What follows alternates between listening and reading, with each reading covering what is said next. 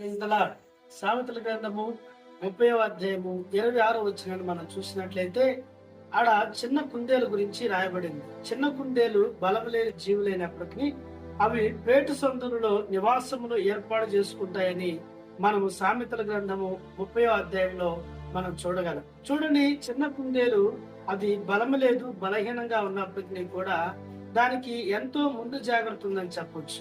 లేకపోతే అది ఏం చేస్తుందంటే రాబోతున్న ఉపద్రవాలని, రాబోతున్న ఉగ్రతని, రాబోతున్న ఆ యొక్క కఠినమైన వాతావరణాన్ని గుర్తించి వెంటనే అది పేటు సందుల్లోకి అనగా కొండలు ఉన్న గుహాల్లోకి, ఎవరు జ్వరబడలేని స్థలాలలోకి అది వెళ్తాది. ఎందుకయ్యా అంటే తన ప్రాణాన్ని కాపాడుకోవటానికి.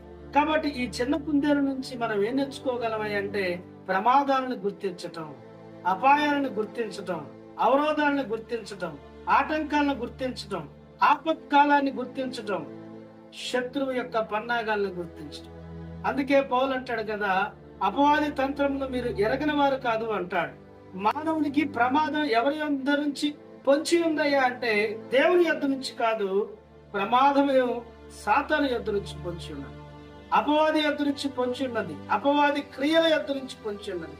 అందుకే మీరు అపవాది తంత్రమును ఎరుగున వారి కాదని చెప్తూ యోహాన్ అంటాడు, యవనస్తులారా మీరు అపవాదిని జయించి ఉన్నారని చెప్తూ వచ్చాడు. కాబట్టి గొప్ప ప్రమాదము అపవాది నుంచి పొంచి ఉన్నది. కాబట్టి ఆ ప్రమాదం నుంచి మానవుడు తప్పించబడలేదు. అపవాది వేస్తున్న గింజలకి మానవుడు అపవాది యొక్క వలలోకి చొచ్చుకొని పోతూ తన యొక్క భౌతిక ఆత్మీయ జీవితాన్ని పాడు చేసుకుంటున్నాడని చెప్పుకోవచ్చు.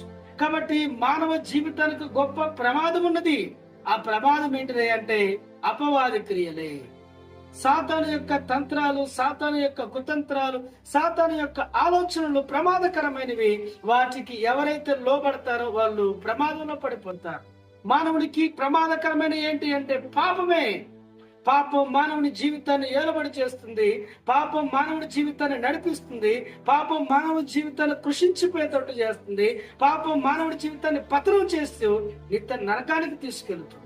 కాబట్టి కుందేలు ఎలా ప్రమాదాలు గుర్తించి గుహల్లోకి, కొండల్లోకి, జ్వరబడిన స్థలాల్లోకి వెళుతుందో, మానవుడు కూడా అపవాది యొక్క తంత్రాలను గుర్తించి తప్పించుకోవాలని దేవుడు కోరుకుంటున్నాడు. ఈ ప్రమాదాలన్నిటి నుంచి తప్పించడానికి యేసుక్రీస్తు ప్రభువారు నీ కొరకు రక్తం కాచి ప్రాణం పెట్టి తిరిగి లేచి ఆయన రాజ్యములోకి నిన్ను ఆహ్వానిస్తూ ఉన్నాడు.